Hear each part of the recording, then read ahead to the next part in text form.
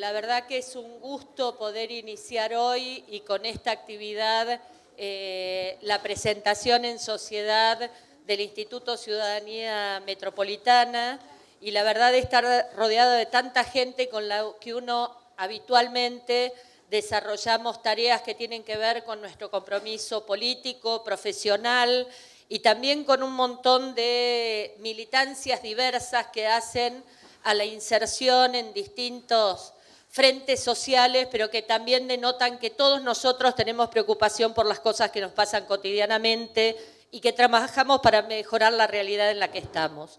El Instituto Ciudadanía Metropolitana surgió como un grupo de amigos, con Claudio, con Martín Escoto, que nos planteamos inicialmente desde nuestras áreas de trabajo esta preocupación por una agenda nueva, una agenda que materialmente se constituye todos los días, como es la agenda metropolitana, pero que también nos lleva a plantearnos reflexiones y necesidad de constituir propuestas y modos de mirar distinta la realidad cotidiana.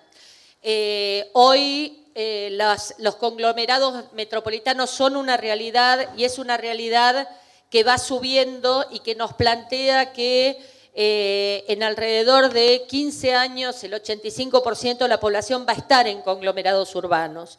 Y los conglomerados metropolitanos son una de esas realidades. Tanto es así que los objetivos, los ODS, los Objetivos del Desarrollo Sustentable, tienen en una de sus metas justamente no solo, que es la meta 11, no solo la importancia de los gobiernos locales, sino también el concentrar en los gobiernos locales como un actor central para lograr esta agenda.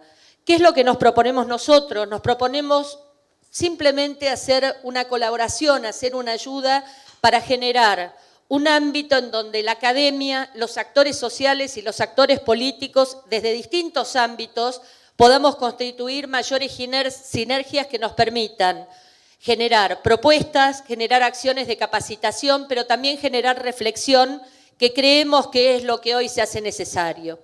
El concepto de ciudadanía metropolitana para nosotros tiene un peso importante y tiene que ver con que la ciudadanía es una construcción social. Hoy tenemos cotidianidades metropolitanas, nuestra movilidad es metropolitana, nuestros vínculos laborales son metropolitanos, nuestro espacio de diversión y esparcimiento es metropolitano. Ahora hagamos de eso la posibilidad de constituir una ciudadanía metropolitana que nos permita, de aquí hacia adelante, pensar en un modelo de desarrollo sostenible y con mayor equidad. Muchísimas gracias y vamos a empezar con la actividad. Esperemos que esto sea el inicio de una tarea conjunta para sacar buenas propuestas. Gracias.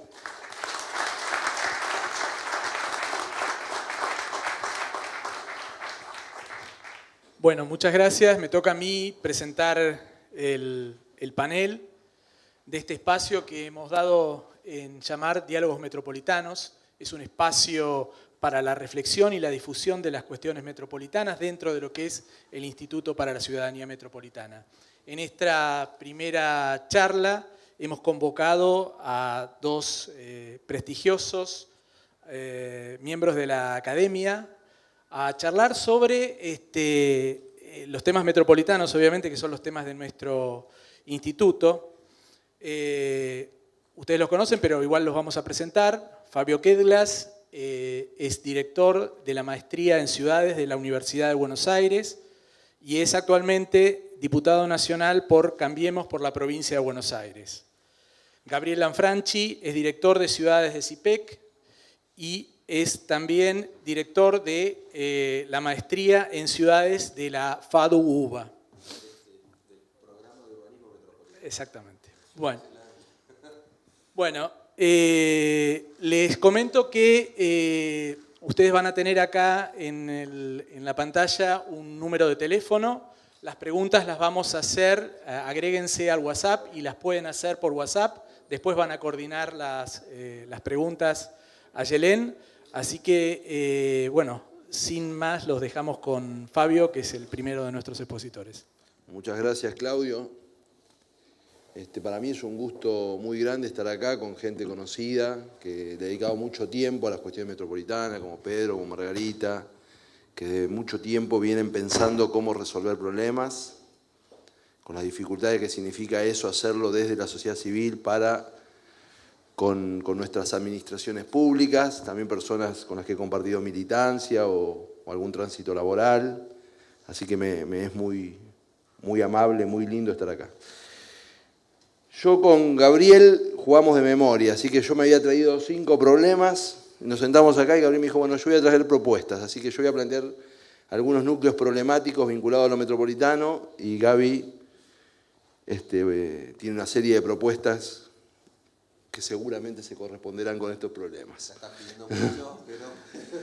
Bueno, el primer planteo, que es como un planteo previo a los 5 ejes, es pensar un poquito en este concepto de ciudadanía metropolitana.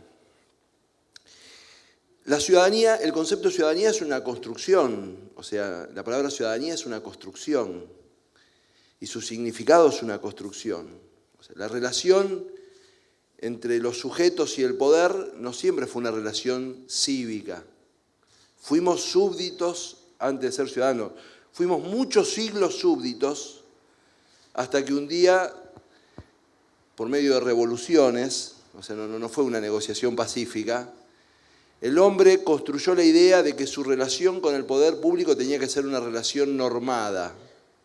No podía ser una relación en base a las caracterizaciones personales, al arbitrio, al me gusta o no me gusta, al origen étnico, etc. Esta construcción, que es reciente, que es hija de la modernidad, es una construcción de muchísima complejidad. La idea de que entre el poder, y en este caso los ciudadanos, ahora lo vamos a llamar así, la relación está basada en normas. Y que aparte de estar basada en normas, hay una esfera en la que el poder no puede atravesar. O sea, nosotros construimos la ciudadanía diferenciándonos del poder público. Por eso probablemente la frase que corporiza mejor la idea de ciudadanía es la frase británica "My home, my kingdom", mi casa es mi reino. O sea, a mi casa, que es la privacidad, no entra el poder público, ¿no? La intimidad como conquista de la ciudadanía. Así, bueno, te podés meter en todo, podés prohibirme, no prohibirme, etc. Una vez que pasé al umbral adentro de mi casa, no te puedes meter. Nosotros, a lo largo de estos últimos 300 años, trabajamos mucho ese concepto en Occidente. Muchísimo. ¿Cuáles eran las obligaciones de cada una de las partes? O sea, primero ese concepto de ciudadanía era un concepto, para poner un toque de modernidad a mi presentación, era un concepto masculino. O sea, después pasaron muchos años más hasta que concibimos la idea de que también era femenino. Y muchísimos años más, hoy le reconocemos derechos a los niños, pero eso es los últimos 40 años. Teníamos un tutelaje sobre los niños donde no había voz, no había nada. En esa relación emancipada hay 2 actores, poder y ciudadanos. Poder público y ciudadanos. Entonces uno dice, bueno, ¿qué es el poder público? En el caso de la Argentina hay 3 niveles de gobierno. El poder público puede ser la municipalidad, puede ser el gobierno provincial o el gobierno federal. Que nosotros construyamos la idea de ciudadanía metropolitana indirectamente nos pone frente a la obligación de que ¿cuál es la contraparte de esa relación emancipada en mis derechos metropolitanos? ¿Con quién dialogo frente a esos derechos metropolitanos? Yo cuando agarro la Constitución Nacional y la leo y veo los derechos que tengo, sé que dialogo contra el Estado argentino, ¿no? Ahí me reconoce una serie de derechos y eventualmente debo tener acciones judiciales si no se cumplen, amparos. No sé, yo estudié Derecho hace mucho, pero hagan en cuenta que no vale. ¿Con quién dialogo? ¿Cuál es mi carta de derechos? ¿Cómo construyo la ciudadanía metropolitana? Porque el gran problema, que es el quinto de los problemas que yo planteé, el gran problema metropolitano, es que nosotros queremos organizar una territorialidad sin organizar una estatidad. Entonces ahí hay un problema en el núcleo de la metropolitanización a escala global. No es un problema que nos pasa a nosotros. Es un problema que pasa en Londres, en París, en San Pablo. Por supuesto que si los estados son peores, es peor, digamos. En los estados que funciona mejor el Estado, se maquilla mejor esta circunstancia. Y vamos a ver los problemas. Pero el problema de fondo es que yo soy un sujeto que vivo en una municipalidad, trabajo en otra, o sea, me muevo, contamino en otra, porque los fines de semana hago una cosa en otra, etc. ¿Y cuál es mi contraparte? ¿Cómo construyo mi contraparte respecto de mis obligaciones y derechos cívicos en términos metropolitanos? Dicho esto, no sé si les interesó o no les interesó, quiero decirle que no está resuelto. Y yo no lo tengo resuelto, o sea que lo pongo como un problema previo. Ahora, hay 5 problemas concretos que se derivan de esta circunstancia. El primero es el problema del suelo, dejé para el último el más difícil, ¿no? El problema del suelo y las centralidades, vamos a llamarlo así. El suelo es uno, se usa para una cosa o se usa para otra. Y las aglomeraciones humanas requieren determinadas funcionalidades de uso para poder soportar la dinámica de la aglomeración. Entonces preciso poner la basura en algún lugar. Y el lugar que uso para poner la basura no lo puedo usar para otra cosa. Entonces, en el área metropolitana, por supuesto, hay usos más elegantes, más glamorosos, más deseables, y usos menos elegantes, menos glamoroso y menos deseable, pero cementerio tiene que haber.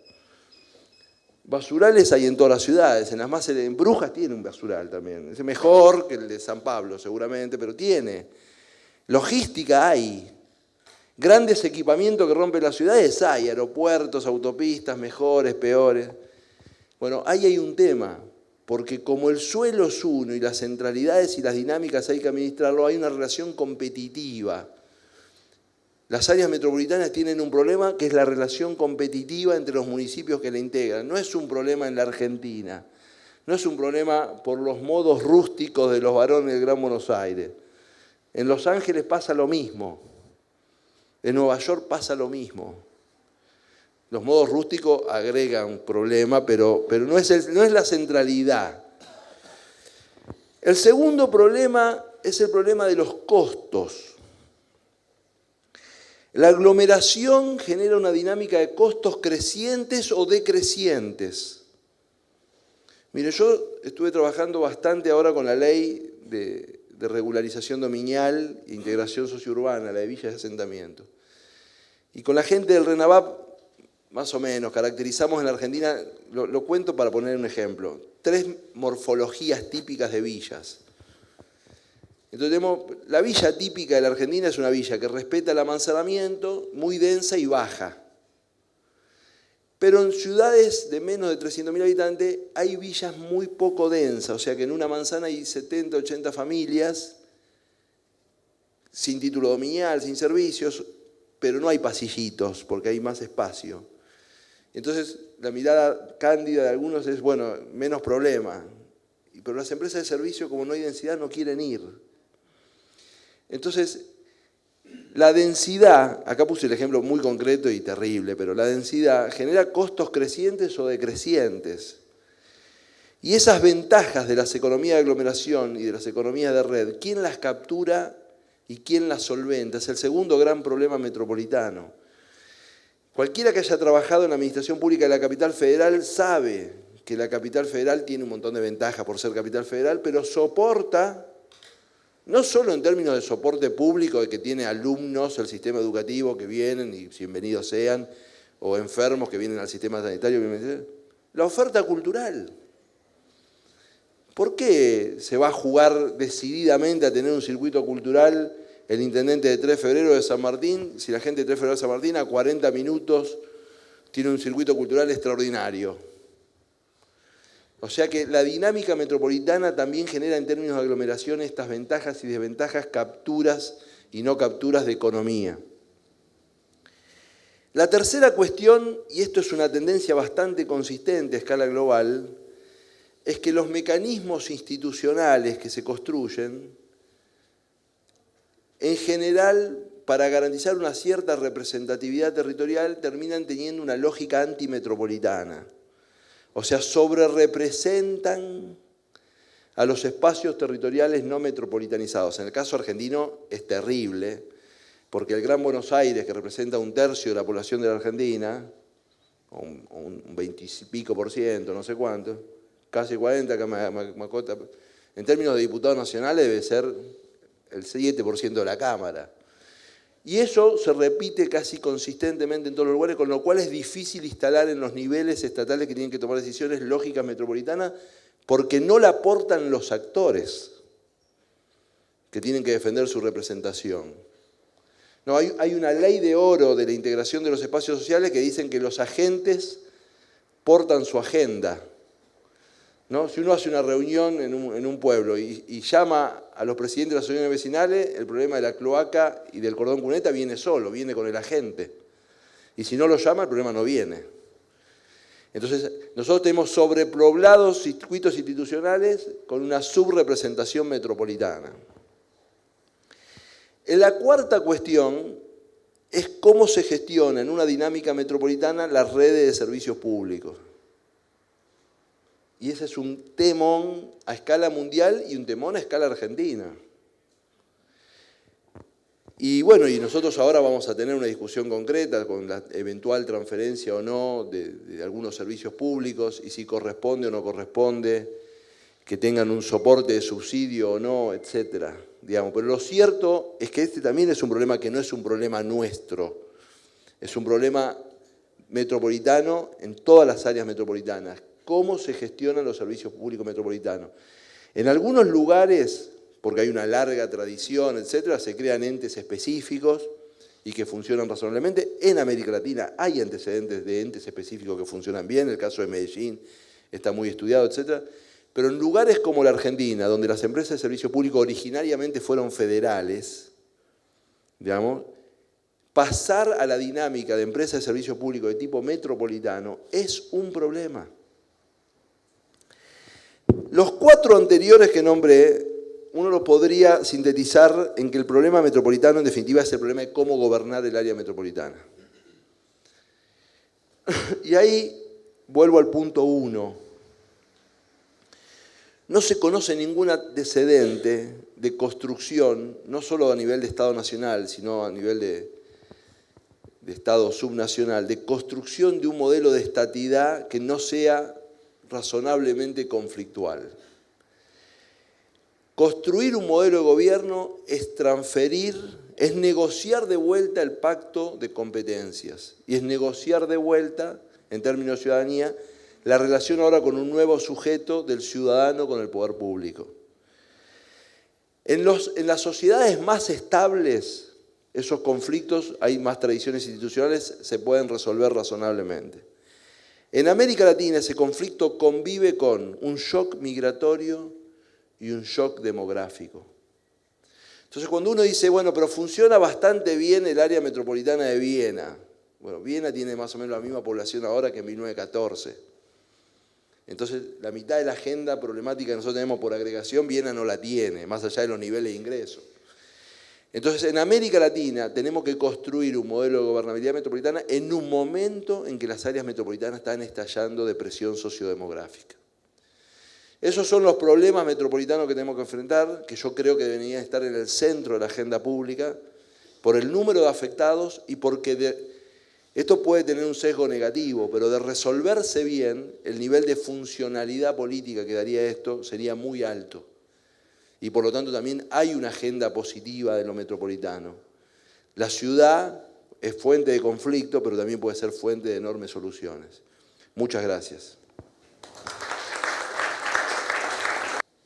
Bueno, primero que todo, muchas gracias, Claudio, por la invitación y a todos los que están haciendo de esta nueva iniciativa de ciudadanía metropolitana. Les quiero decir que normalmente, no sé, yo me siento una especie de estrella de rock con la sala llena, obviamente esto es debido a Fabio.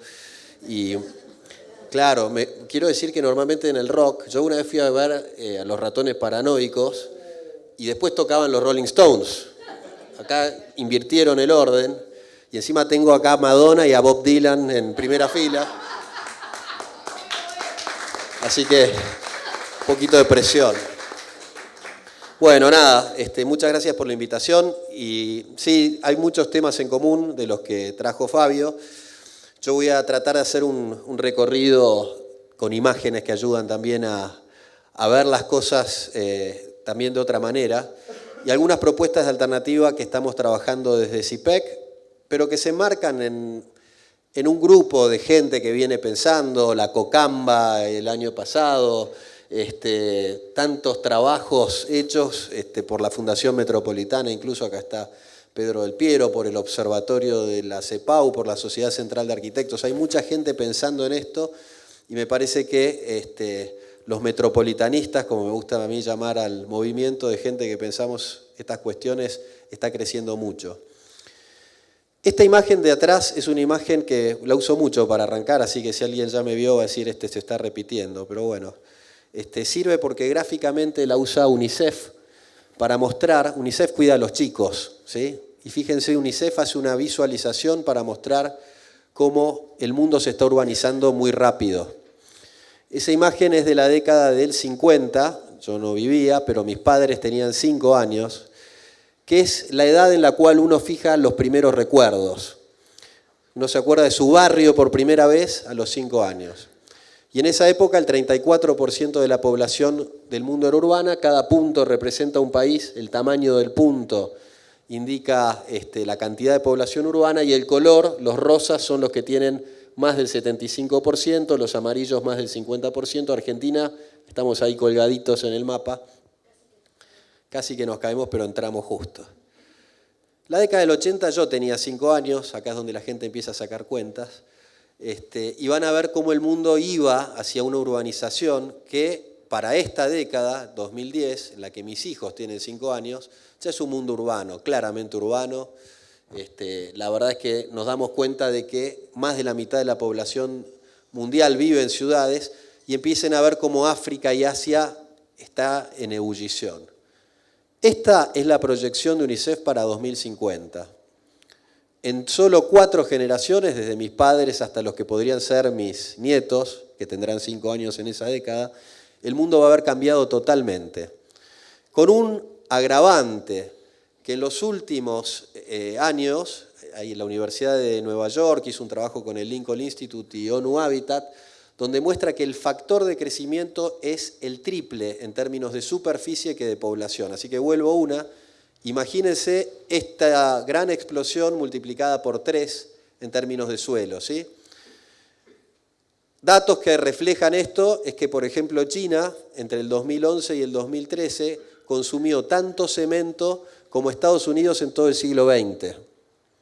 ¿No? En el siglo XX se hicieron todas las grandes ciudades americanas. China en 3 años consumió la misma cantidad de cemento. Y si lo pensamos en términos ambientales, esto también es preocupante porque la industria de la construcción genera el 36% de los gases de efecto invernadero. Entonces estamos creciendo en un mundo con inequidad, ahí salió partida la palabra por algún tema de tipografías, donde el crecimiento sabemos que lo vamos a tener, la pregunta es cómo. La pregunta es si como sociedad nos vamos a preparar para que ese crecimiento sea de una forma equitativa, armónica, que dé oportunidades a todos, o si por el contrario va a ser un crecimiento excluyente para unos pocos. También está el tema del cambio climático como otro gran desafío. Les contaba recién cuánto va a impactar el tema de cuánto impacta la construcción en el tema del calentamiento global. Y para que se den una idea, otra cifra que sirve para ayudar, todos nos hemos propuesto en París, salvo Estados Unidos que salió ahora, no llegar al 2050 con más de 2 grados centígrados de calentamiento. O sea, estamos aceptando que vamos a perder de acá al 2050. La realidad es que contaminando al nivel que lo hacemos hoy, y esto lo dicen unos estudios en los cuales participo yo en el marco del G20, vamos a tardar 11 años en llegar a ese nivel. Hoy, sin crecimiento de la infraestructura, porque el crecimiento que yo les mostré, urbano y poblacional, de infraestructura, implica que vamos a construir tanta ciudad en 15 años como en toda la historia de la humanidad. Por lo tanto, no hay que ser matemático para empezar a hacer cuentas y ver que esto mucho nos cierra. Pero bueno, no, hay otros fenómenos muy interesantes como el de la tecnología, que vino a cambiar también la forma en la cual entendemos la ciudad, la pensamos, las conocemos. Estamos generando muchísimos datos y eso también nos permite pensar la gobernanza, que es lo que planteaba Fabio en su último punto, de maneras diferentes. Y la gobernanza metropolitana es de alguna manera un vehículo que nos permite repensarnos como sociedad y reorganizarnos. La OECD sacó este estudio que se llama El Siglo Metropolitano, donde tiene un enfoque interesante para convencernos de que es importante este tema. Dice la OECD que las ciudades son siempre ciudades. Miren, voy a pasar a esta imagen que es más fácil de entender. Esto es una gran ciudad, ¿sí? Que está fragmentada por municipios. Miren las rayas blancas. Pero si ustedes la miran, es un gran único sistema y ahí los colores de alguna manera hablan de la dinámica de acceso a servicios, de pobreza, de densidad. Tiene lógicas que no van necesariamente pegadas a la fragmentación municipal. O sea, es un sistema fragmentado. La fragmentación, según la OECD, dice que a mayor fragmentación, las ciudades que son aparte motores de la economía, tienden a perder entre un 3 y un 6% de su capacidad productiva. Pensemos en el área de Gran Buenos Aires, de Buenos Aires metropolitano, donde se produce el 50% del PBI nacional. Perder un 6% de la capacidad es perder 3 puntos del PBI. ¿Cuánto va a crecer la Argentina este año? No sabemos, pero estamos tratando de que sea 1. Ojalá fuera 1, ¿verdad? Bueno, 3 puntos enteros se pierden en la economía nacional por nuestra incapacidad de coordinación. Ahora, la OECD también dice que en aquellos lugares donde existe coordinación, esas pérdidas pueden reducirse a la mitad.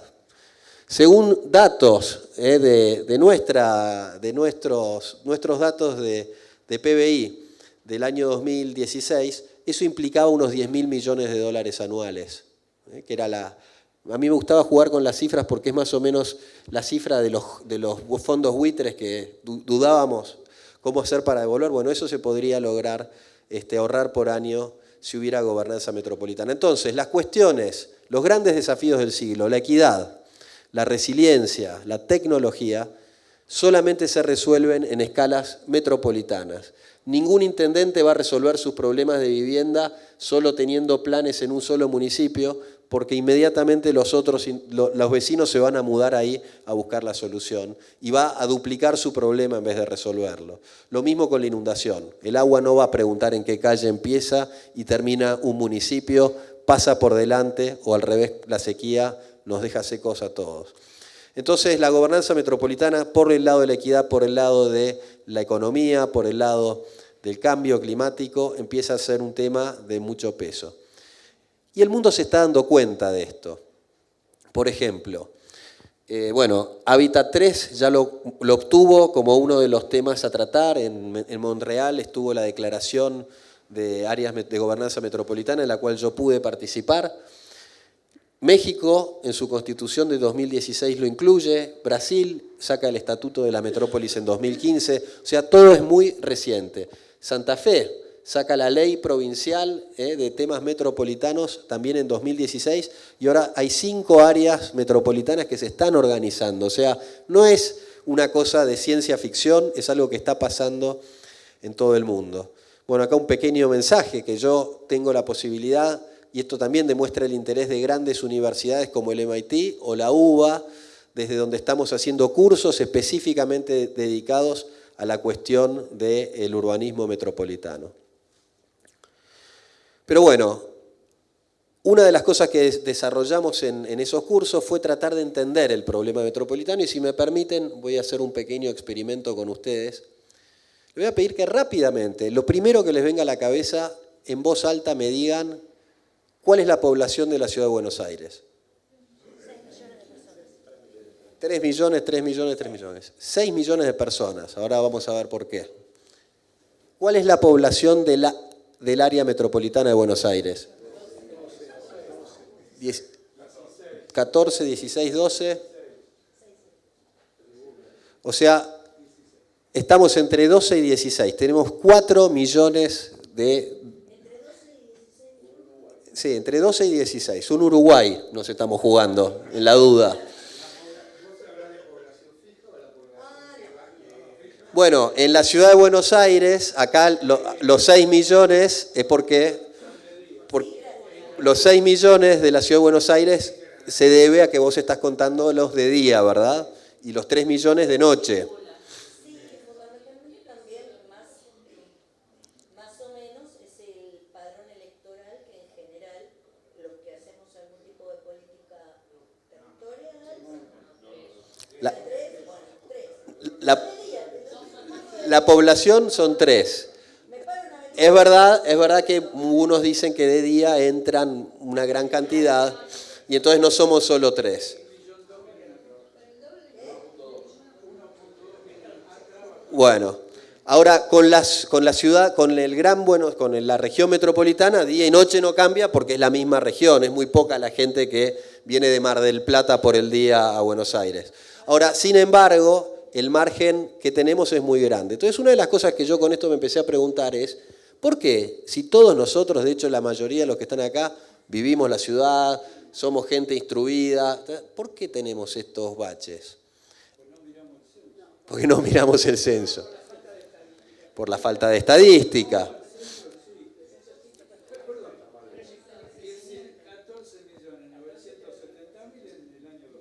Bueno, pero el dato de Pedro es incontrastable porque lo dice desde el censo y está bien. Sin embargo, muchos, Pedro, que miran el censo me dicen, pará, pero ¿dónde lo cortamos?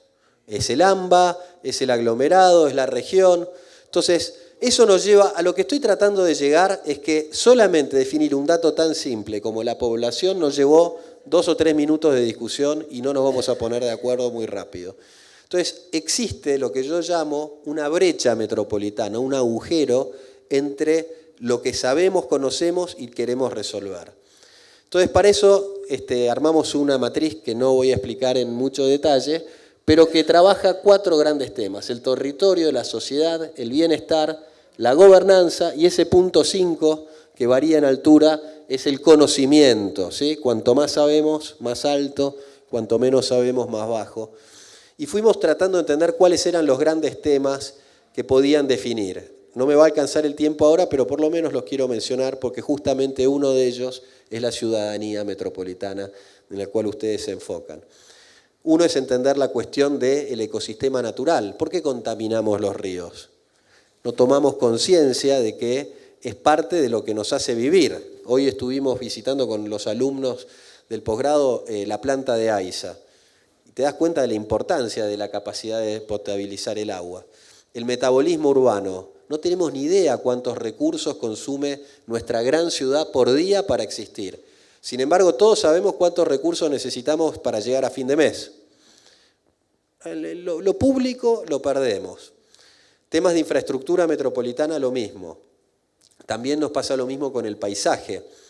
El paisaje, piensen ustedes en las ciudades de otra época, la plaza, la iglesia, una escala humana que podemos manejar. Lo metropolitano nos perdemos, la infraestructura que nos ubica, un gran estadio, un aeropuerto. Ahora, hoy recorrí el Gran Buenos Aires y podés hacer kilómetros y kilómetros sin tener paisaje que te ubique en dónde estás. ¿Por qué empieza un municipio y termina otro? No lo tenemos tan claro.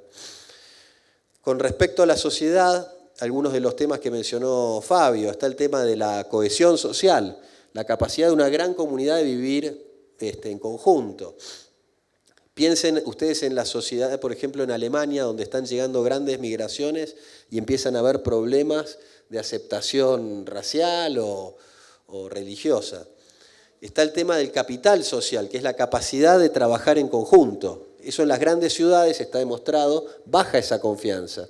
Por eso hoy la tecnología de alguna manera está ayudando a recuperar algunos niveles de confianza y que, por ejemplo, le alquilemos la casa a un total desconocido a través de una plataforma, cosa que no haríamos, sí la podrías hacer en un pueblo, no en una gran metrópolis. Después está el tema de ciudadanía, que es lo que vos hablabas de los incentivos y sobre todo de los derechos y obligaciones. Y el concepto de sentirte ciudadano de una metrópolis, sentirte que sos del área metropolitana. Alguien me dijo una vez, vemos paros todos los días, ahora nunca vimos un paro para cortemos el tráfico, basta de tanto embotellamiento. No hay queja metropolitana. O basta de contaminar el río. Son muy pocas las quejas por temas realmente metropolitanos. Pues está todo el tema que tiene que ver con el bienestar, con la capacidad de este gran aparato urbano de generar riqueza. No me voy a detener en el tema, pero es otro gran tema y obviamente la educación, ¿sí?, es un motor clave de la generación de riqueza. El cuarto nivel tenía que ver con la legitimidad, con el marco legal, ¿sí?, que es lo que da legitimidad, también con el marco institucional, que permite de alguna manera que hayan capacidades distribuidas y coordinación, o con la gestión.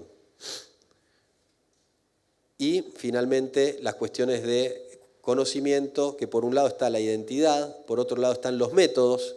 A veces los que trabajamos en estos temas sentimos que no tenemos métodos y tenemos que salir a ver qué se hace en otro lado. Hay falta de método y también hay falta de teoría.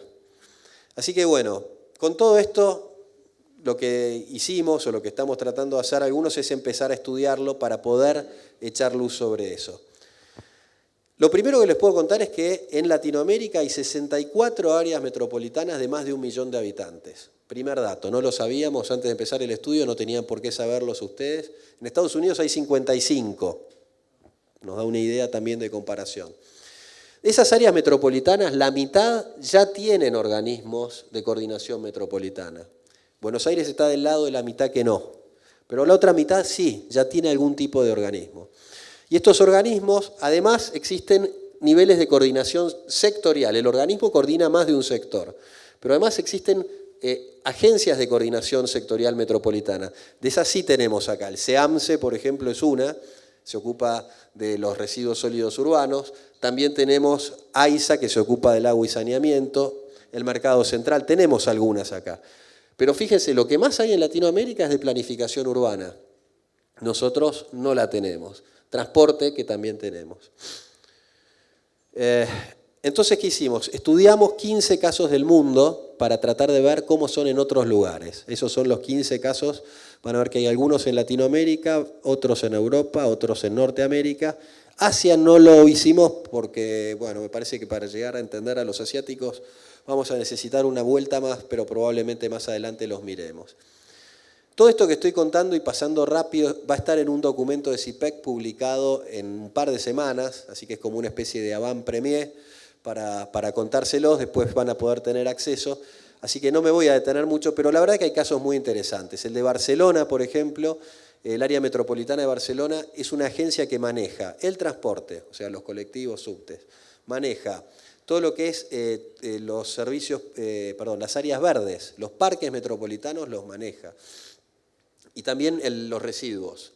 Entonces, imagínense una gran agencia, acá sería una especie de SEAMSE mezclada con todo el manejo del subte y los colectivos, más el mantenimiento de los parques de Ezeiza, el parque Pereira Iraola, Palermo, los grandes parques metropolitanos.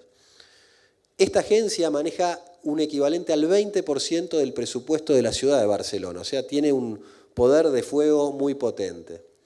Y surgió primero como un instituto de estudios metropolitanos que fue adquiriendo responsabilidades. En Latinoamérica el caso de Medellín es fabuloso, vos lo citaste, Fabio, es impresionante lo que han hecho, no voy a tampoco entrar en detalles, pero se está empezando a convertir ya en autoridad ambiental. Entonces, esto de las cuestiones del cambio climático, ¿quién se ocupa del cambio climático en el AMBA? ¿Qué? ¿Es de los municipios el tema? Claramente no. ¿Es de la provincia? Bueno, la provincia tiene una agencia, pero no mira exclusivamente lo metropolitano y aparte no tiene nada que decir respecto de la ciudad. Entonces, las nuevas competencias, y esto lo dijo Artemio Aba en la Cocamba y me gusta mucho su frase, las nuevas competencias, los nuevos problemas traen nuevas competencias. Y esa es la gran oportunidad para pensar estos entes metropolitanos. Después, como ya una cosa medio extraña para nosotros, es el caso de Portland, en Estados Unidos, donde además esta agencia tiene una función público-privada. Entonces, por ejemplo, regentea el gran estadio donde se hacen los grandes eventos, donde juega el fútbol americano el equipo, donde tocan los Rolling Stones, y definen la línea de urbanización, cuánto se va a expandir la ciudad. En fin, De todo el análisis de las agencias, este es nuestro mapa de calor y déjenme contarles acá qué es lo que nosotros entendemos que pueden hacer estas agencias o entes metropolitanos. Acá tenemos las funciones. Lo más básico que puede hacer es monitorear, generar estadísticas e información, que es lo que contaba recién Margarita. Si vamos un paso más, puede coordinar, es sentar en la misma mesa a los actores que toman las decisiones. Si somos ambiciosos y tenemos un grado más de complejidad, puede planificar, es decir, pensar cómo va a ser la ciudad en el futuro. Si todavía tiene un poco de fondos, ya no solamente conocimiento técnico y capacidad de vinculación, puede promover algunas líneas de política pública. Por ejemplo, en Argentina el DAMI, seguramente conocen, es un programa del Ministerio del Interior de la Nación financiado por el BID, viene desarrollando en todo el país distintas propuestas con unos fondos, 8 millones de dólares, 10 millones de dólares, no es muchísimo, pero con eso hacen una bicisenda metropolitana, un parque metropolitano, entonces puede promover. Si va más lejos y tiene todavía más fondos y más capacidad de gestión, puede gestionar u operar lo que serían los servicios públicos. Aún un poco más, aparte de operar, puede construir y hacer obra pública. Acá ya empezamos a estar en el nivel donde juega Barcelona, ¿sí? Y si aparte todavía tiene más fuerza, a veces puede hasta controlar y ser organismo de control ambiental o de cómo crece la ciudad, etc. Entonces, estos son los niveles. El que le faltaría, que no lo pongo, es gobernar, ¿sí? El paso siguiente automáticamente es ser ente de gobierno metropolitano. Pero acá no estamos en ese nivel porque lo que queremos ver es la gobernanza. Este mapa de calor es el resultado de esas 15 agencias que estudiamos para que vean más o menos cómo se distribuyen. Fíjense cómo está más caliente de planifica, de entre monitorea y planifica, que para abajo. ¿Se nota? La segunda cuestión, vean cómo hay ciertos temas como transporte, uso del suelo, residuos, espacio público, que están más calientes que otros como seguridad o manejo de cuencas. Nosotros casualmente tenemos desarrollados algunos temas que no son los más desarrollados en las agencias que coordinan. ¿Qué puede ser una oportunidad? Entonces, cuando hablamos del AMBA, y voy a seguir pasando rápido porque me interesa que se lleven ideas y no detenerme en los detalles. ¿Cuánto cuesta el AMBA? Es una pregunta que nos hicimos. ¿Cuánto cuesta pagar el mantenimiento del AMBA?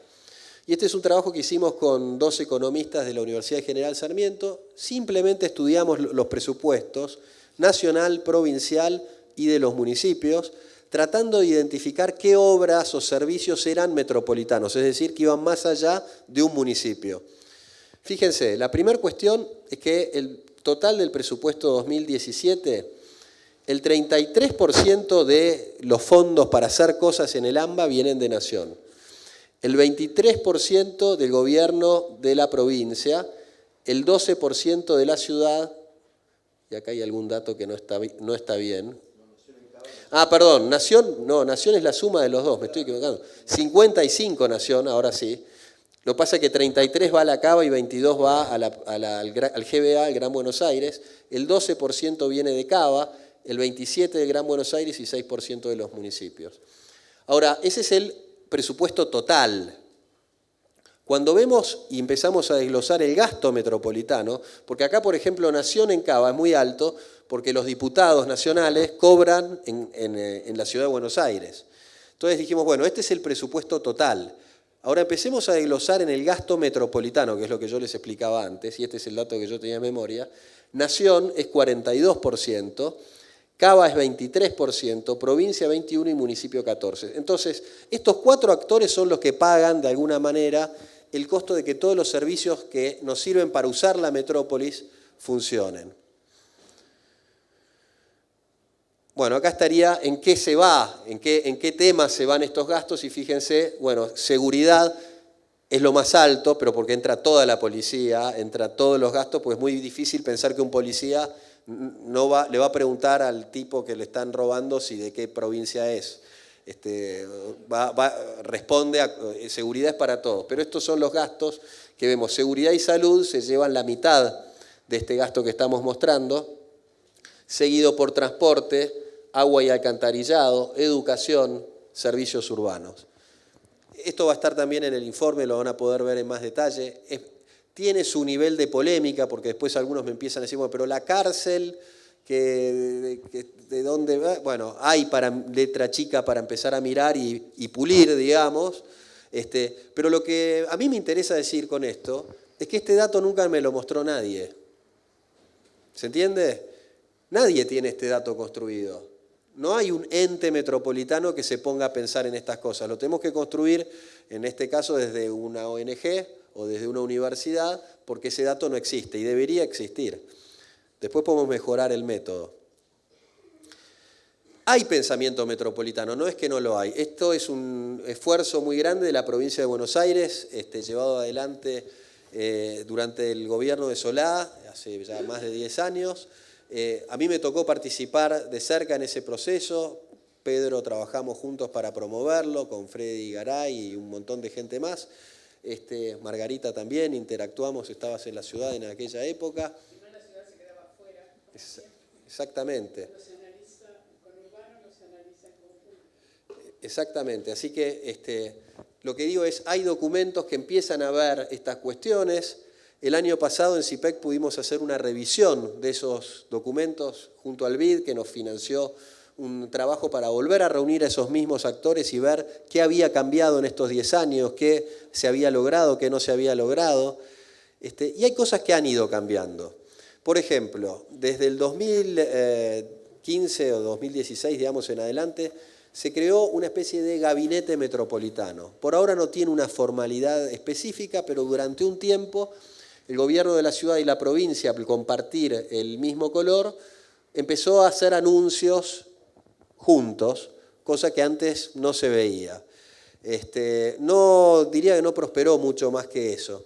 Después hubo otro intento de la COCAMBA, que es la Comisión Consultiva del AMBA, de la cual muchos de los que estamos acá hemos participado.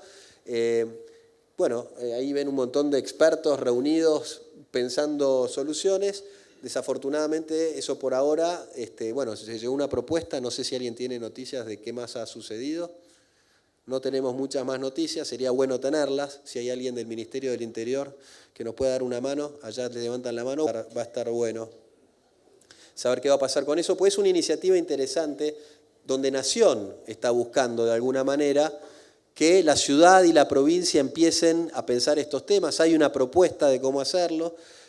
Vamos a ver si en algún momento logramos implementar algo. La cuestión es que por ahora esta sería la radiografía de lo que es el AMBA en función de los servicios que yo les contaba, que está organizado en silos porque son agencias como AISA, SEAMSA, CUMAR, que tocan algunos botones de estas cuestiones que yo contaba. Hay otras que están intentando ser construidas, en proceso de construcción, y hay otras que están absolutamente vacías, como hoy decía, uso de suelo, vivienda. Sería bueno empezar a desarrollar. Últimas diapositivas y entramos en la etapa de propuestas. 5 minutos me sobran. 3 cosas para hacer, 3 cosas que se pueden hacer. Una es construir un instituto metropolitano. Acá tenemos un instituto de la ciudadanía, ya estamos dando un paso, pero un instituto que involucre como mínimo a la ciudad y a la provincia para hacer alguna serie de cosas, ahora les vamos a contar.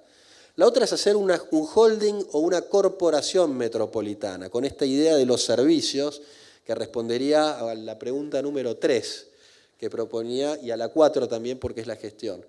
Y la tercera ya sería la autoridad metropolitana, que iría al último nivel. Vamos a ver cómo sería eso en gráficos.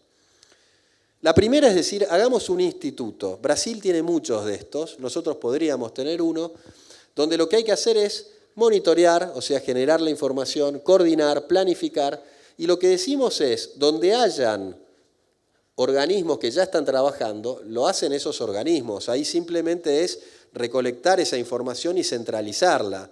No vamos a duplicar esfuerzo ni meternos en la quinta de otro.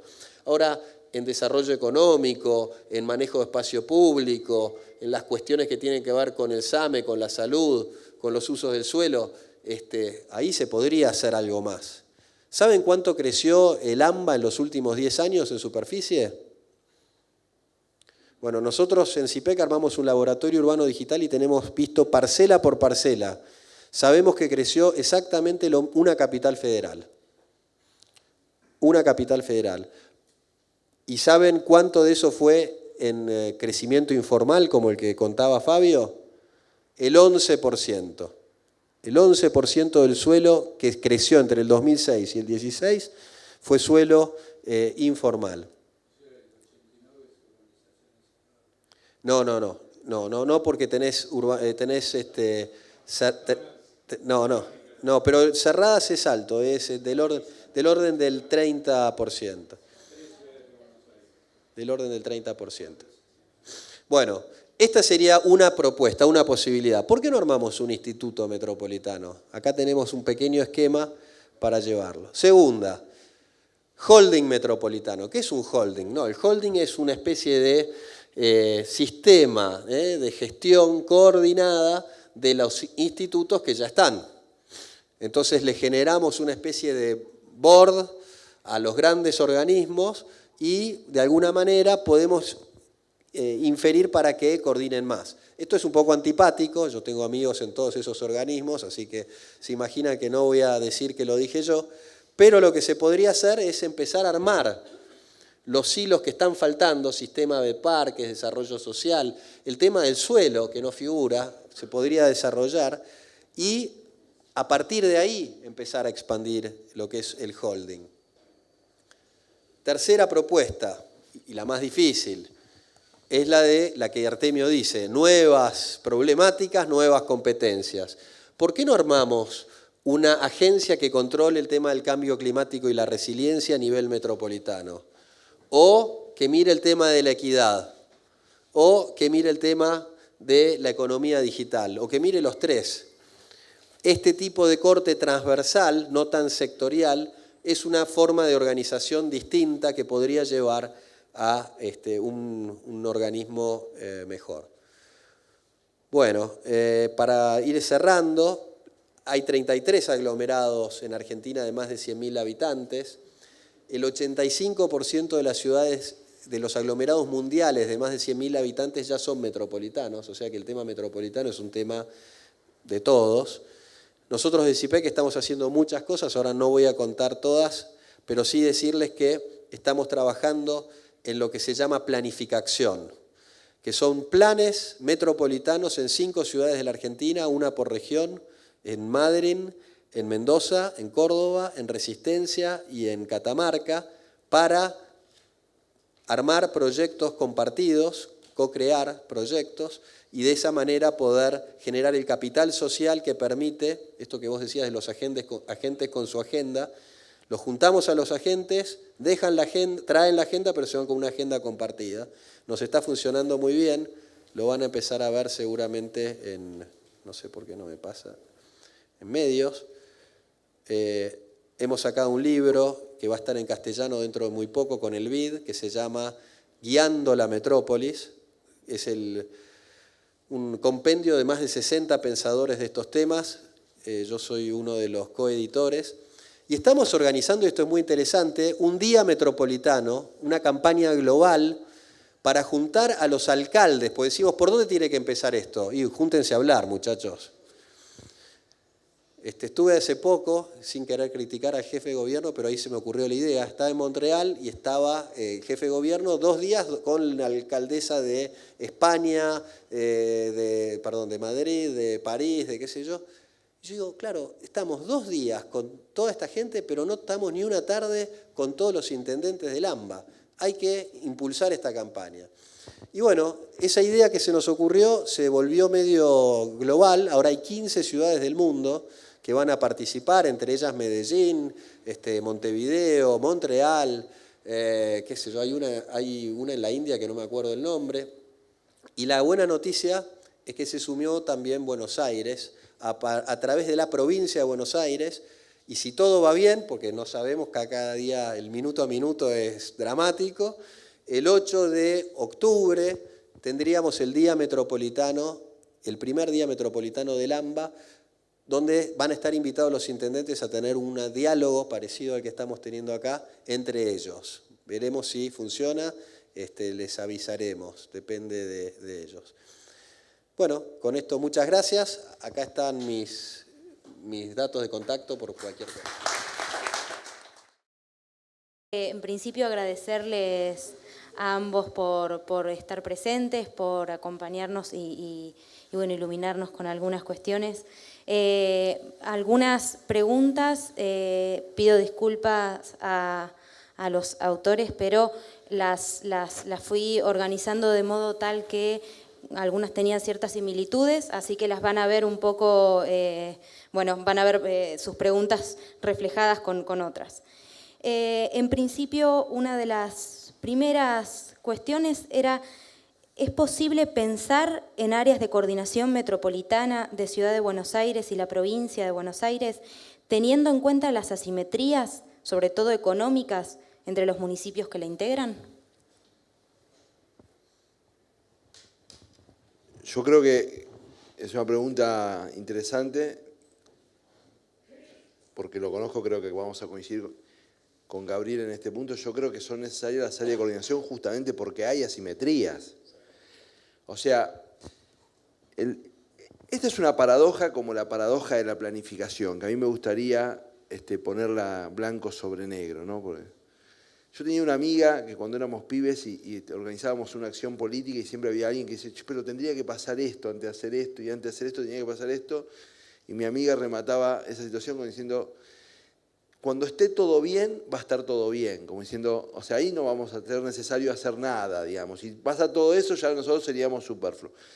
Con la planificación pasa, yo trabajé muchos años en distintos ejercicios de planificación y una vez una señora me dice, acá, doctor, no tenemos nada, ¿qué vamos a planificar? Entonces yo digo, pero es que si tuviéramos todo, no tendríamos que planificar. Si tuviéramos todo el tiempo, todas las capacidades y todos los recursos, no precisaríamos planificar. Precisamos planificar justamente porque hemos tomado conciencia de nuestra restricción. Justamente porque la dinámica metropolitana naturalmente dejada correr en términos mercadistas produce unas asimetrías tremendas, es porque hay que hacer algún tipo de control sobre esa dinámica, más o menos inteligente. Es brillante, digamos, esta experiencia de ver qué han hecho otros y qué se puede adaptar porque digamos, no hay que inventar la bicicleta, digamos, si ya está inventada. Entonces ver qué pasó en Brasil, qué pasó, es brillante. Lo que quiero decir es que hay que construir una serie de dispositivos porque si no lo hacemos, este no es un problema que se va a resolver con el paso del tiempo. O sea, si nosotros no tenemos algún tipo de incidencia metropolitana, el paso del tiempo va a aumentar las asimetrías. Entonces los pobres van a vivir todos juntos los pobres, entonces no produce ninguna atractividad económica, no va a haber inversiones, el nivel de capital social de esos lugares es más bajo porque tiene menos recursos asociativos, su incidencia en el gobierno es menor. O sea, no hay ninguna chance de que naturalmente se resuelva. Una vez que tomamos conciencia que no hay ninguna chance de que las asimetrías metropolitanas se resuelvan naturalmente, la conclusión es que hay que hacer algún tipo de intervención. ¿Cualquier intervención? No, una intervención inteligente. Una intervención inteligente significa saber de los recursos, saber de las capacidades. No es construir una burocracia. No soy tan ingenuo de pensar que si construimos una burocracia más, eso nos va a resolver el problema. Ahora, para hacer efectivas ciertas intervenciones, eventualmente tenemos que construir también una burocracia. Y hay en la historia de la humanidad, si bien no son la mayoría de los casos, pero hay en la historia de la humanidad muchos ejemplos que la construcción de la burocracia adecuada para la situación emergente produce un montón de lateralidades positivas. Porque si yo le pregunto a un europeo en 1957, mira, que la construcción de este modelo de gobernabilidad europea va a producir estos resultados, no me hubieran creído, digamos. ¿Por qué? Porque eran estados con mucha diferencia burocrática entre uno y otro y un día se coordinaron para mejorar su administración, para que no haya desequilibrios entre ellos, para poder integrarse adecuadamente, para que haya más cooperación económica que competencia económica, o que haya competencia controlada, etc. Con un área metropolitana básicamente pasa lo mismo. Entonces, porque hay asimetrías, hay que intervenir. El gran debate metropolitano actual, al que nos ayudan investigaciones como esta, es cómo intervenir. Bueno, podríamos, si veníamos con rock, podríamos armar una banda ya, porque nos entendemos mucho con Fabio en estas cosas. Sí, complementando lo que dice Fabio y sin cambiar una coma, lo que yo diría es, pensémoslo al revés. Pongámonos en el lugar de la ciudad de Buenos Aires, que es rica comparada a todos los municipios. ¿Saben por dónde la ciudad se empezó a preocupar en estos últimos 2 años en el tema de la coordinación? Yo sospechaba que iba a ser por el lado del riachuelo, ¿no? De la contaminación, de qué sé yo, el transporte, la seguridad, es verdad, por ahí fue uno de los puntos que arrancó. Pero el que más exactamente, la salud. ¿Por qué? Porque a la ciudad le hace ruido que la mitad de la gente que se atiende en los hospitales públicos no es de la ciudad. Y eso es complicado para un intendente que tiene que gestionar recursos de sus ciudadanos, digamos, que son sus votantes. ¿Qué hago? Pero, ¿y esto qué corresponde? Y es un debate que si lo abro no salimos de acá amigos todos, porque unos van a estar de un lado, otros van a estar del otro, algunos van a decir que no tenemos por qué pagarle a los que viven del otro lado a General Paz y para eso que vayan a sus hospitales. Otros te van a decir, no, si hay 6 millones que trabajan, viven y pagan impuestos acá, los hospitales de acá. Pero empieza un problema justamente, que ahí es donde, a lo que quiero llegar, de gestión de los recursos públicos que entran en un área gris. Son de un lado, son del otro, a quién corresponde. Entonces, en este caso es al revés, no es por la simetría genera la necesidad de pensar. Como hay tanta simetría, el vecino del conurbano viene a atenderse a la ciudad y quienes manejan los recursos de la ciudad tienen que buscar una solución porque si no, no están dando el servicio que podrían dar y se atestan los hospitales de más gente de la que pueden atender. Entonces ahora sí hay un programa, llamémoslo así, de vinculación y de generación de unidades sanitarias en la provincia para tratar de atender a la gente ahí mismo antes de que vengan a la ciudad para temas que tal vez no tienen tanta complejidad. ¿Se entiende? Entonces esto es justo la otra cara. Nos está mostrando un ejemplo concreto de por qué es necesario por la simetría. Perdón, quiero hablar una cosa. En las áreas metropolitanas que nosotros miramos con admiración, el ejemplo es de Barcelona, etc., claramente la ciudad de Barcelona es ponedora neta en relación a su área metropolitana. O sea, los contribuyentes de Barcelona ponen más de lo que sacan, bastante pacíficamente en términos políticos, porque ellos llegaron a la conclusión de que más caro les salía el costo del colapso. Esa es una de las primeras conclusiones que hay que tener, digamos. Si hay territorios que son ponedores netos, porque de esa manera evitan gastos mayores, digamos. Y el otro gran tema, que es un tema que se los llevo para que hoy a la noche se lo vayan pensando a la casa. Vamos a suponer que el hospital nuevo del Cruce Varela, el hospital INER, se incendia y mueren 50 personas ahí adentro. Un accidente. Cualquier diario del mundo, El País, Le Figaro, New York Times, sacan la noticia, tremendo accidente. ¿Dónde dice tremendo accidente? En Buenos Aires. O piensa que va a decir en Florencio Varela. En el constructo, lo mismo si fuera un asesinato, lo mismo, lo que sea. Buenos Aires, culturalmente, termina donde no termina en el riachuelo ni en General Paz. O sea, un tipo viene a visitar a su cuñado a Quilmes, desde Tucumán, y le dice, sí, fui a Buenos Aires, le dice. No le dice, ¿está claro? Cuando nosotros tomemos conciencia de eso, de que hay una potencia cultural de lo metropolitano, que construye territorialidad, simbología, imagen, cuando nosotros tomemos conciencia de eso, vamos a entender que es lógico lo que hicieron algunas áreas centrales. Por ejemplo, el Ayuntamiento de Barcelona puso plata para mejorar el aeropuerto de Barcelona, que está en el Prat de Llobregat, en un municipio metropolitano. Porque sabía que los turistas cuando llegaban, no dicen, no, llegué al Prat de Llobregat, dice, llegué a Barcelona. Y como esa primera imagen para ellos valía mucho en su estrategia, o sea, nadie dice, llegué al municipio de Esteban Echeverría cuando llega al aeropuerto. Entonces, ahí hay un tema que es intangible, pero que es potente. Nosotros tenemos que reconfigurar la necesidad de esta gobernabilidad metropolitana, porque la metrópolis ya está en la cabeza de los que opinan, de los que deciden, de los que consumen, de los que miran. ¿Me explico?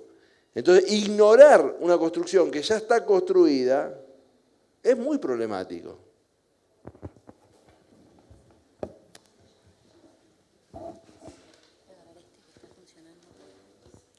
Bueno, Fabio se adelantó un poco y un poco respondió. No, realmente en relación a lo que planteabas de la cultura, digamos, en ese metropolitana, hay dos preguntas que guardan cierta relación. Una de ellas es si cada territorio tiene sus particularidades estructurales y culturales, cómo se articulan los distintos modelos de gobernanza para alcanzar la idea de gobernanza metropolitana. Y, perdón, voy a hacer la otra pregunta porque también va de la mano. ¿Qué otras capacidades deberían desarrollar los estados para generar en los ciudadanos, ciudadanas y decisores una cultura metropolitana? Con el tema de identidades, sí, seguramente hay identidades, pero le quiero decir que la ley de la gravedad funciona en todos lados, porque hay una sobrecarga en los últimos años con ese tema de las identidades, como si Berazategui tuviera una identidad diametralmente distinta a Florencio Varela, o como si 3 de febrero tuviera una identidad distinta a San Martín, y la verdad que la milanesa funciona en todos lados, la gente es hincha de Boca, de River, la idea de lo lindo y lo bello no cambia entre Florencio Varela y Berazategui, porque es yo creo que también ha tenido que ver con la globalización, esa cosa particularista a veces es una excusa para pensar soluciones prácticas. Yo trabajé una vez en un proyecto en una localidad de la provincia de Buenos Aires, que son todas muy parecidas una a otra, y tenía un capítulo que cobrábamos y entregábamos el entregable que hablaba, no voy a decir cuál es la localidad, sobre la identidad de ese lugar. Y nosotros nos pasamos viajando unos cuantos durante 8 o 9 meses a ver si encontrábamos un elemento diferencial entre ese lugar y otro lugar, y no había, inventamos algo porque queríamos cobrar, por supuesto, pero hay que tener cuidado con eso, porque a mí me parece que los problemas metropolitanos, a mí me encanta lo de la reflexión cultural, etcétera, y creo que es muy importante construir una conceptualización de ciudadanía metropolitana, pero no hay que enrollarse mucho en esa idea como si hubiera diferencias entre el porteño. Yo soy nacido en Avellaneda, vivo en la ciudad de Buenos Aires, no hay una diferencia esencial, digamos, entre el porteño y el de Avellaneda, etcétera. Sí, con relación al segundo punto, sí me parece muy importante, porque ahí sí el tema de las capacidades. Nosotros tenemos un problema, olvidémonos de lo metropolitano por un segundo. Nosotros tenemos una baja tasa de profesionalización del sector público. O sea, la política argentina no ha definido un pacto claro con los ciudadanos, es decir, como el servicio público es algo muy importante, para el servicio público vamos a intentar elegir los mejores, vamos a hacer una inversión significativa y vamos a jerarquizar la administración pública y la vamos a liberar de la arbitrariedad política. Ese es un pacto que precisamos darnos. ¿Hagamos área metropolitana o no hagamos área metropolitana? O sea, esto que digo vale para una localidad de 50.000 habitantes, también vale. Ahora, si nosotros hiciéramos eso, resolverlo de las capacidades metropolitanas ya es fácil, porque después es una capacidad específica en el marco de una burocracia que ya es calificada. El problema nuestro es que queremos aprender a bailar un paso de baile muy sofisticado y no tomamos la clase de baile elemental. Entonces es un salto enorme. Yo creo que ese es un tema de agenda muy importante, sobre todo, y acá Gabriel creo que puede agregar más, cuando uno va conociendo los municipios, porque uno siempre tiene en la cabeza la administración pública, o yo por lo menos tengo en la cabeza más, la administración pública nacional. En la Argentina hay municipios que no tienen plan de ordenamiento urbano, de áreas metropolitanas de nuestro país, que no tienen código de edificación o que han copiado un código de edificación de otro, que ya lo cambió 3 veces y ellos no lo cambiaron, y así nomás. Entonces ahí hay un tema del Estado, digamos, una cuestión de refundar un Estado saliendo del eje fiscalista, del eje caro-barato, sino del eje, se trata del servicio público y para el servicio público tenemos que pensar una asignación de recursos adecuada, porque así como el vínculo formal constructivo de la democracia es el voto, el vínculo material constructivo de una democracia moderna y de calidad son los servicios públicos. Entonces, por eso ese es un debate que nosotros lo tenemos que dar con una profundidad y con una seriedad a la que le esquivamos casi siempre el bulto. Bueno, no me voy a detener mucho en la primera pregunta porque me parece que es bien profunda también y da para largo y nada, pensar en cultura, la cultura cambia incluso, hasta nosotros cambiamos dependiendo del entorno, ¿no? Alcanza a viajar a algún lado y ver que enseguida no tiramos un papel en la calle o al revés. Me ha pasado, yo vivía en Barcelona un tiempo y venir los suecos y ver que estaban parados en un árbol y le digo, ¿qué haces acá? Y me dice, bueno, pero le digo, no, flaco, en tu lugar no lo haces porque acá lo haces. Entonces hay como un tema del entorno nos influye mucho y creo que eso son construcciones que llevan tiempo, pero que no son tan difíciles. Pero sí quiero hablar de las capacidades, porque sí creo que hay un paquete de capacidades, tiene que ver con el último punto que yo mostraba de las 5 cuestiones del conocimiento. Y me parece que la primera capacidad que tenemos que aprender a desarrollar es la de volver a pensar las cosas de manera integral. ¿Esto qué quiere decir? Volver a pensar como en comunidad. Cuando éramos chicos y ibas al pueblo y todos pensaban en todo.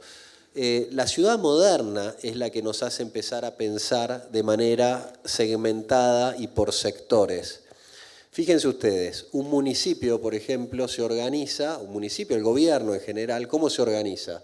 En ministerios, secretarías. ¿Y las secretarías a qué responden? Responden a los intereses sectoriales de los que vienen a golpear la puerta. Entonces tenemos una Secretaría de Asuntos Agrarios, una Secretaría de Producción, una Secretaría de Transporte, porque busca responder a las corporaciones desde el Estado. Es casi una situación defensiva. Y a la hora de interactuar en el territorio es complejo y tiene todo al mismo tiempo. Por eso nos pasa tantas veces que vemos que llega un programa, no sé, de urbanización y no pensó en el transporte, o no pensó en las escuelas, o en la salud. Entonces, hay como un tema que lo metropolitano requiere de volver a borrar un poco esos hilos que están adentro de las administraciones y también los límites, como mostrábamos antes, interjurisdiccionales. Entonces, ese pensamiento del desarrollo integral, ¿cómo se logra? Bueno, me parece que hoy algo que caracteriza este tiempo es, a diferencia, por ejemplo, en la década del 70 había en el mundo un pensamiento de que la cosa era de arriba hacia abajo, que alcanzaba con armar un gran gabinete de planificación y que desde ahí se iba a traer a los 5 o 6 mejores expertos y desde ahí hacer, es una idea lógica, digamos, no es ilógica, y desde ahí hacer una planificación para todos. Lo que se demostró con el tiempo es que la realidad es mucho más compleja, que no alcanza con un mapa pintado de cómo tiene que crecer la cosa, que la cosa crece de otra manera en función de los distintos actores, intereses y fuerzas de cada uno de ellos. Entonces, ¿qué es lo que hoy se está trabajando en el mundo en este sentido? Se está empezando a trabajar en la idea de el Estado como un actor más, muy importante, pero no el único. Aparte, si piensan en los tiempos electorales, ¿no? Nos quejamos de que cada 2 años hay elecciones, entonces un año de campaña, un año de acción. Un año de campaña parece una cosa esquizofrénica que no nos permite avanzar en proyectos de largo plazo. Para eso, lo que requiere entonces es que haya una integración entre actores del sector público, del sector privado, de la academia, de las organizaciones sociales, trabajando en pos de proyectos comunes. Proyectos que deberían ser metropolitanos, que deberían atender estas cuestiones. Piensen ustedes, por ejemplo, en el armado de un gran parque lineal. Piensen ustedes, les voy a hacer un juego mejor, piensen ustedes en la expansión de la ciudad. Yo les dije que en los últimos 10 años nos expandimos una capital federal, ¿verdad? Pensemos en los próximos 30 años. ¿Cuánto se va a expandir el AMBA? Hacemos la regla de 3 simple, me pueden decir 3 capitales federales, ¿no? Supongamos que el factor multiplicador que yo dije no se corresponde y crecemos 3 capitales federales. ¿Quién lo va a dibujar a ese plano? A mí me dan ganas, ¿sabes qué, Fabio? De agarrar un día en mi casa y hacer un dibujo de cómo tiene que ser y llevárselo, qué sé yo, al presidente y decirle, mire, así tiene que crecer. ¿Qué me van a decir? Vos que lo conocés, ¿qué me diría? Se lo pone Antonia para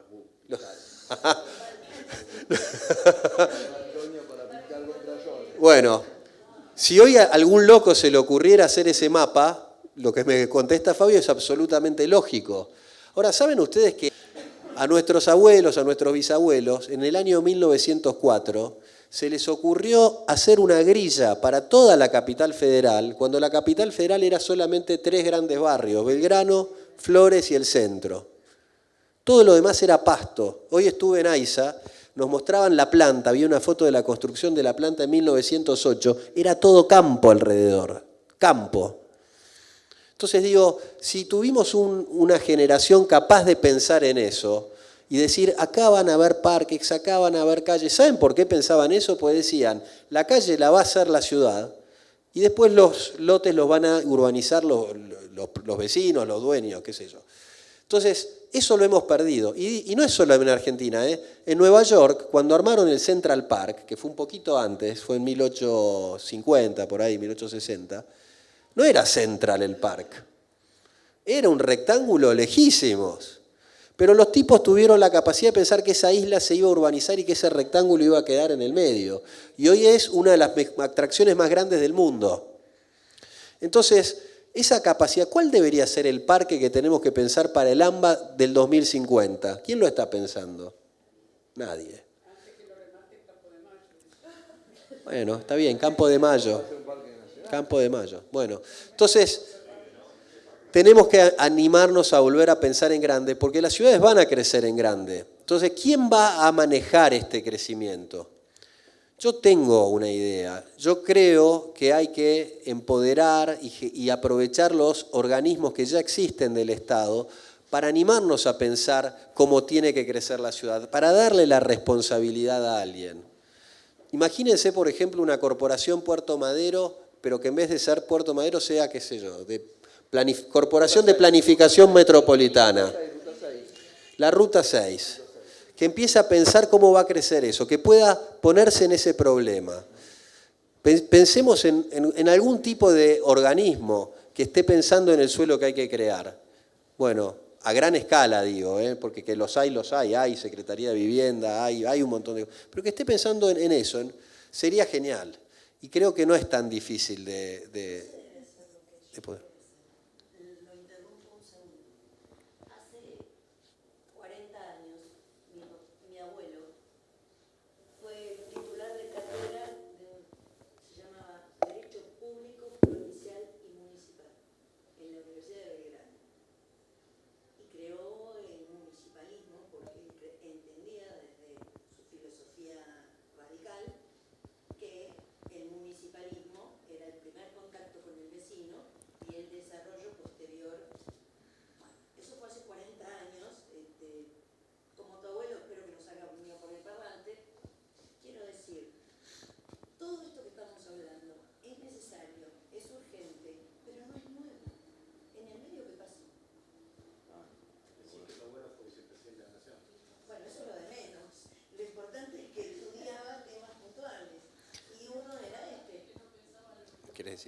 Sí.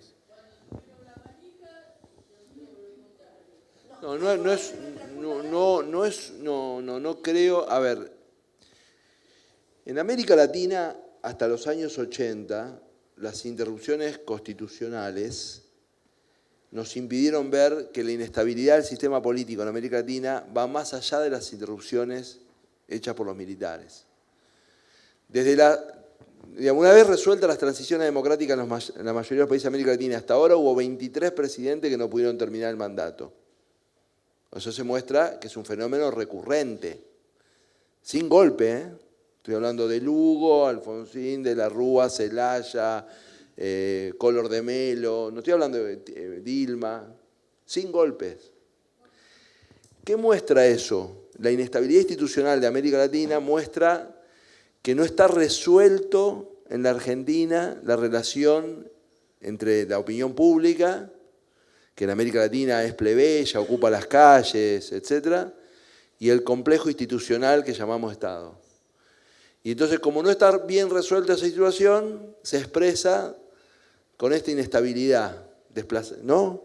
Y esta inestabilidad es un factor condicionante de todas las políticas públicas. Estamos hablando ahora de política metropolitana, pero si habláramos de política de infancia, pasaría lo mismo, o de política sanitaria pasaría lo mismo. Entonces ahí hay un tema, porque no es que hombres malos que no son de mi partido impidieron hacer lo que los hombres buenos que son de mi partido no pudieron hacer, no. O sea, y es un problema, lo pongo en clave latinoamericana, porque no es un problema. Los países de América Latina que se han exceptuado este fenómeno han sido 3. Cuba, porque es una autocracia estable, digamos, no ha tenido estos exabruptos. Chile, después de su transición, que tiene un pacto de relación entre el sistema político y la opinión pública muy particular, que yo creo que no es trasladable a ningún otro país de América Latina, y Uruguay. El resto de América Latina ha vivido esta zamba, y esta zamba es un problema muy grande, muy, muy grande, porque es condición de posibilidad. Miren, vamos a suponer que acá hay un genio en la sala y se le ocurre una política pública espectacular para resolver un problema espectacularmente bien. Y la ponemos en marcha. Y a los 6 meses, como hay una crisis de opinión pública, el presidente o el gobernador lo llama al tipo y dice, mira, por unos mesecitos no te voy a mandar tantos fondos a tu área porque hay un problema, etcétera, etcétera. Y después, como se acercan las elecciones y esa política es muy buena, le dicen, no, bueno, ahora arrancamos de vuelta. Y después de las elecciones hay que pagar los costos fiscales de las elecciones y lo frenamos de vuelta. Por más que sea una idea espectacular, no hay ninguna idea, por buena que sea, que soporte ese estrés.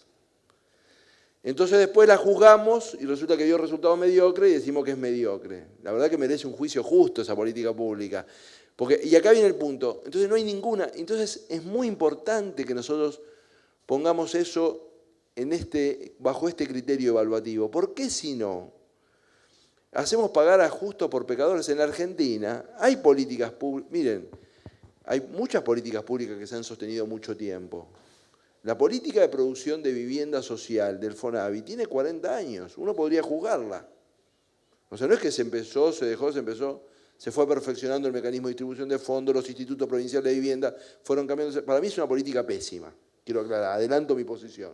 Pero ya pasó, bueno, pero también cuando están del otro lado del mostrador me dice, sí, pésima, pero déjame que te cuente la historia real.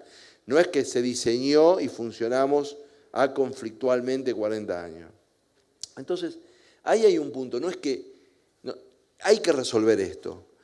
Yo siempre pensaba resolverlo, es un acuerdo político, uno piensa, no, yo ahora creo que hay que resolver pragmáticamente cosas que facilitan que un día se produzca un acuerdo político.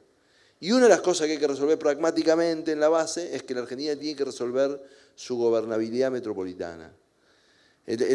Si nosotros funcionamos mejor ahí, hay más estímulos a crear una cultura del acuerdo político.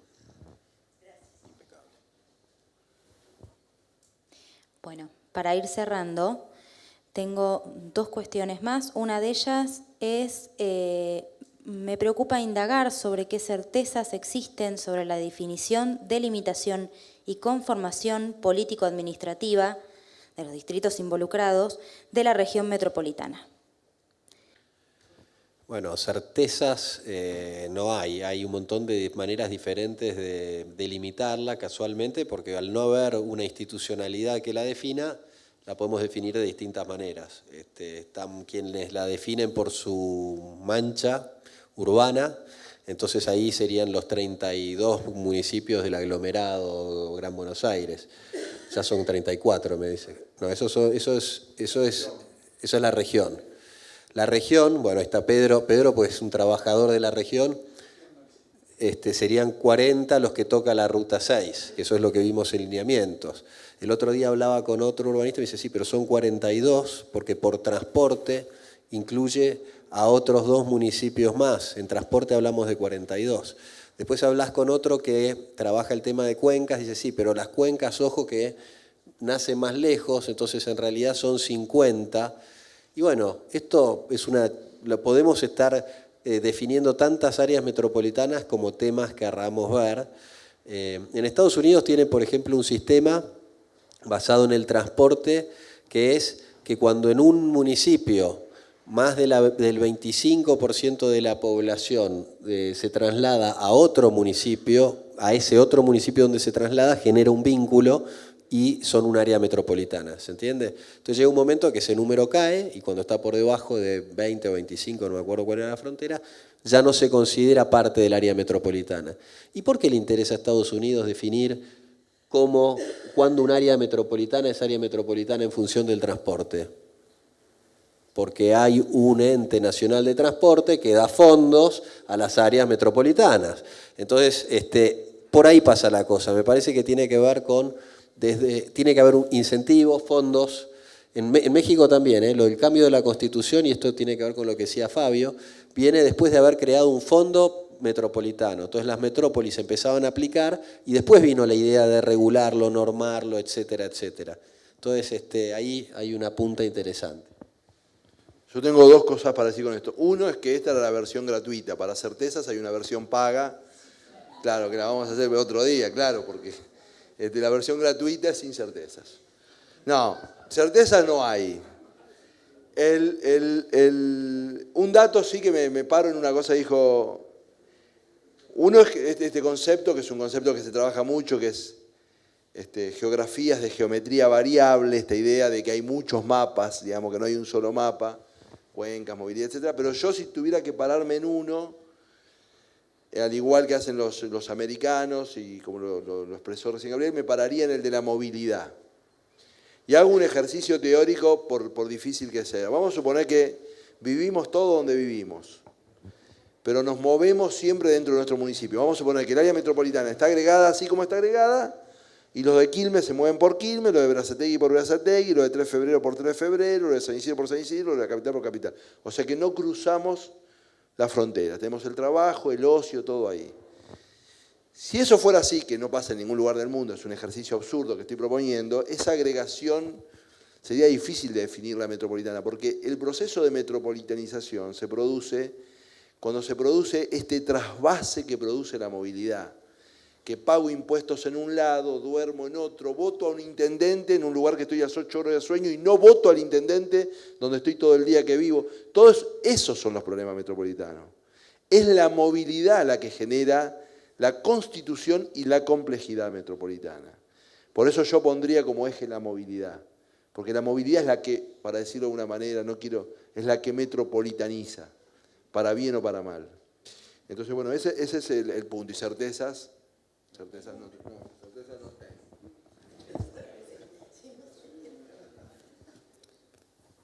Bueno, nuevamente les agradecemos a ambos por estar acá, Gabriel y Fabio. Lo invito en este momento a sumarse a Martín Escoto. Yo los dejo en sus manos, así que muchísimas gracias a todos.